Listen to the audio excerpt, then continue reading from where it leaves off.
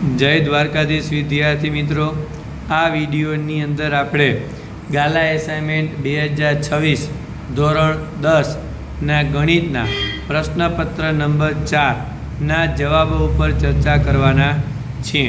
બીજું તમને કહી દઉં મિત્રો કે જો તમે હજુ અમારી ચેનલ સબસ્ક્રાઈબ ન કરી હોય તો સબસ્ક્રાઈબ કરો, વિડીયોને લાઈક કરો અને શેર કરો, જેથી તમે અમારા આવનારા વિડીયો પણ મેળવી શકો.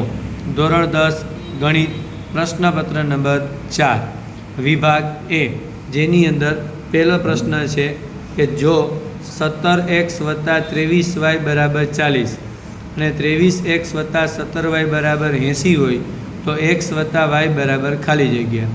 તો 17x + 23y = 40. બીજું સમીકરણ 23x + 17y = 80. બંનેનો સરવાળો કરો. 17 + 23 એટલે 40x, 17 + 23 એટલે 40y, 40 + 80 એટલે 120. ત્રણેયમાંથી 40 સામાન્ય કાઢો એટલે વધશે x + y બરાબર 3. બીજું, નીચેના પૈકી સમીકરણ ખાલી જગ્યાના બીજનો સરવાળો 3 થાય. તો પહેલો ઓપ્શન છે તમારો 2x² - 3x + 6 = 0. તો બીજનો સરવાળો -b/a. જો પહેલું સમીકરણ હોય તો 3/2 સરવાળો આવે, જે ખોટું છે, 3 થવો જોઈએ. બીજું આપ્યું છે -x² + 3x - 3 = 0. તો x² ના સહગુણકને કહેવાય a એટલે -1, x ના સહગુણકને કહેવાય b એટલે 3 અને c બરાબર -3. તો બીજનો સરવાળો -b/a -3/-1 ઉડી ગયા એટલે 3, જે શક્ય છે. ત્રીજું, જો કોઈ સમાંતર શ્રેણી માટે d બરાબર -4, n બરાબર 7, an બરાબર 4 હોય તો એની કિંમત ખાલી જગ્યા. an એટલે કે મૂળ પદ શોધવાનું સૂત્ર છે a વત્તા કૌંસમાં n - 1 ગુણ્યા d. an એટલે 4 બરાબર a વત્તા 7 - 1 d એટલે -4. 4 બરાબર a, 7માંથી 1 એટલે 6, 6 ગુણ્યા -4 એટલે -24, -24 સામે ગયા તો પ્લસ એટલે 24 + 4 બરાબર શું થાય? 28. એટલે એ બરાબર શું આવશે મિત્રો? 28. ચોથું, a 5 અલ્પવિરામ 3, b 3 અલ્પવિરામ 3 હોય તો a bનું મધ્યબિંદુ. મધ્યબિંદુના યામનું સૂત્ર છે મિત્રો x1 + x2 / 2, y1 + y2 / 2, 5 + 3 / 2, 3 + 3 / 2, 8 / 2, 3 ને 3 6 / 2. એટલે જવાબ આવશે 4 અલ્પવિરામ 3. પછી 9 sec²a - 9 tan²a. 9 સામાન્ય કાઢો એટલે વધે sec²a - tan²a. sec - tan નો જવાબ 1 થાય. 9 × 9. છઠ્ઠું, 7 અવલોકનોનો મધ્યક 28. એક નવું અવલોકન ઉમેરવાથી બધા જ અવલોકનોનો મધ્યક 30 થાય છે. તો નવું ઉમેરેલું અવલોકન ખાલી જગ્યા હોય. તો 7 અવલોકનનો મધ્યક 28, તો x બાર બરાબર σx/n, 28 બરાબર σx/n, તો σx થાય 28 × 7 196. હવે એક નવું અવલોકન ઉમેરો, હવે 7 ને 1 શું થઈ જાય? 8. એનો મધ્યક 30 છે. x બાર બરાબર σx/n, 30 × 8 એટલે 240. તો નવું અવલોકન ઉમેરો તો સરવાળો 240 છે. 7 અવલોકનનું 196 છે. 240માંથી 196 બાદ કરો એટલે 44 વધે. તો નવું ઉમેરેલું અવલોકન કયું આવશે? 44. ઓકે મિત્રો, આ હતા 6 વિકલ્પો. હવે આવે છે મિત્રો ખાલી જગ્યા. ખાલી જગ્યાની અંદર ક્રમ નંબર 7, 30x ની 3 ઘાત y ની 5 ઘાત અને 20x ની 5 ઘાત y² નો ગુસ્સા ખાલી જગ્યા છે. તો 30ના અવયવ થાય 2 × 3 × 5 એટલે કે 2 તેરી 6 ને 6 પીચા 30, x ની 3 ઘાત ને y ની 5 ઘાત. 20ના અવયવ થાય 2 × 2 × 2, 2 દુ 4 ને 4 પીચા 20, x ની 5 ને y². ગુસ્સાનો મતલબ બંનેમાં સામાન્ય હોય તે, તો 2 2 5 5 એટલે 2 ગુણ્યા 5. એક્સની નાનામાં નાની ઘાત 3 છે એ સામાન્ય, વાયની નાનામાં નાની ઘાત 2 છે એટલે વાયનો વર્ગ, તો 5 દુ 10, એક્સનો ઘન વાયનો વર્ગ, આ એનો ગુસ્સા આવે છે. 8મું, કોઈ બહુપદી પી ઓફ એક્સ માટે વાય બરાબર પી ઓફ એક્સનો આલેખ આપેલ છે, તેના શૂન્યો ખાલી જગ્યા છે, તો આવશે -2 અને 3. આ બંને ઉપર છેદે છે એટલે જવાબ આવશે -2 અને 3. 9મું, જો PA જેમ PA બાર બરાબર 3/2 હોય તો PA શોધો. હવે PA અને PA બારનો સરવાળો 1, જેમ દૂર કરો એટલે x લાગે, 3x + 2x બરાબર 1, 5x બરાબર 1, x બરાબર 1/5. હવે PA એટલે 3x, 3 ગુણ્યા 1/5, 3 × 3/5. 10મું, sin કૌંસમાં x + 10 બરાબર 1/2 હોય તો x બરાબર ખાલી જગ્યા.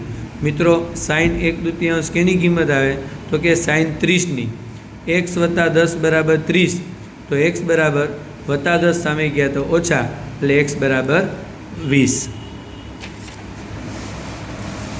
11મી ખાલી જગ્યા, પો કેન્દ્રિત વર્તુળને બાહ્ય બિંદુ P માંથી દોરેલો સ્પર્શક PA અને PB વચ્ચેના ખૂણાનું માપ 58 હોય તો POAનું માપ શોધો. તો ખૂણો P 58/2 એટલે શું થાય 29. હવે ત્રિકોણ AOPમાં ત્રિકોણના 3 ખૂણાનો સરવાળો 180, એક 90, O શોધવાનો જ, અને 29, તો 90 + 29 એટલે 119, વત્તા O બરાબર 180, O બરાબર 180 - 119 એટલે O બરાબર 61. 12મું, પ્રથમ n અયુગ્મ પ્રાકૃતિક સંખ્યાઓનો મધ્યક ખાલી જગ્યા થાય, જવાબ આવશે n. 13મું, ખરું ખોટું છે, 63 અને 77નો ગુસાઅ 1 છે. આ વાત કેવી છે? ખોટી. ગુસાઅ શું આવે મિત્રો? 7. એના અવયવ પાડો તો તમને ખબર પડે કે ગુસાઅ 7 આવે છે. એક જવાબ કેવો છે? ખોટો. 14, દ્વિઘાત બહુપદી 3x² + 5x - 2 ના શૂન્યનો ગુણાકાર -2/3 છે. આ વિધાન કેવું છે? સાચું. 15, સમીકરણ 49x - 51y બરાબર k નો આલેખ ઉગમ બિંદુમાંથી પસાર થતી રેખા હોય તો k બરાબર 0 થાય. તો k બરાબર 0 ક્યારે થાય? ઉગમ બિંદુના યામ એટલે 0 0, 49 × 0 ને 51 × 0, 0 - 0 બરાબર k, તો k બરાબર 0. એટલે આપેલ વિધાન કેવું છે? સાચું. 16, સૂર્ય પશ્ચિમ દિશામાં ઉગે તે ઘટનાની સંભાવના -1 છે. તો સૂર્ય પશ્ચિમમાં ન ઉગે મિત્રો, પૂર્વમાં ઉગે, એટલે અશક્ય ઘટના છે. અશક્ય ઘટનાની સંભાવના શું થાય? 0. હવે એક શબ્દમાં સમાંતર શ્રેણી √6, √24, √54 નો સામાન્ય તફાવત. તો તફાવત એટલે બીજું પદ માઇનસ પહેલું પદ. બીજું પદ એટલે √24, એના કટકા કરો એટલે 4 × 6, 4નું વર્ગમૂળ થાય 2, 2 √ 6 ઓછા વર્ગમૂળમાં 6, 2માંથી 1 બાદ કરો એટલે 1 √ 6. 18, વર્તુળ અને સ્પર્શકના સામાન્ય બિંદુને શું કહે છે? જવાબ આવશે મિત્રો સ્પર્શ બિંદુ. 19, એક છોકરીએ લોટરીની અમુક ટિકિટો ખરીદ્યા બાદ ગણતરી કરી કે પ્રથમ ઇનામ મળે એની સંભાવના 0.08 છે. જો લોટરીમાં કુલ 6000 ટિકિટ હોય તો તે જ છોકરીએ કેટલી ટિકિટો ખરીદી હશે?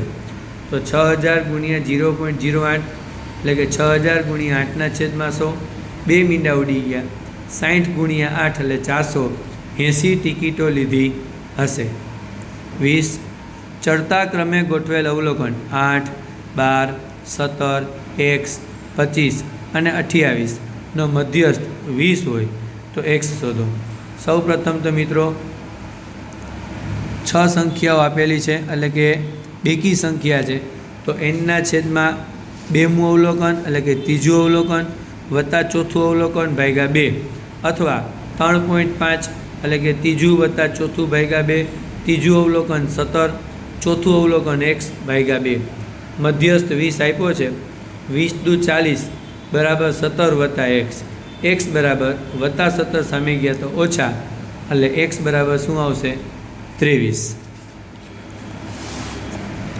21મો જોડકા જોડો.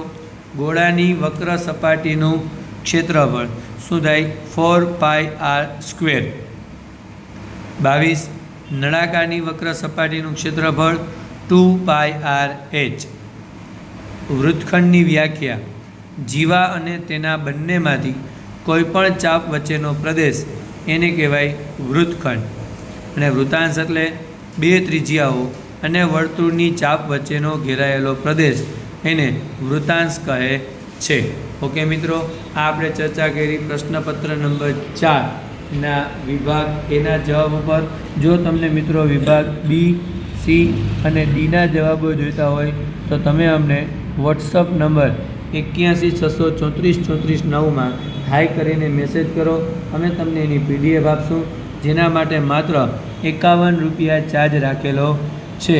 51 રૂપિયામાં તમને 5 પેપરની PDF આપવામાં આવશે, A, B, C અને Dના જવાબોની.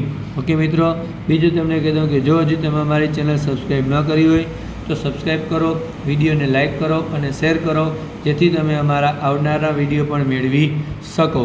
જય દ્વારકાધીશ.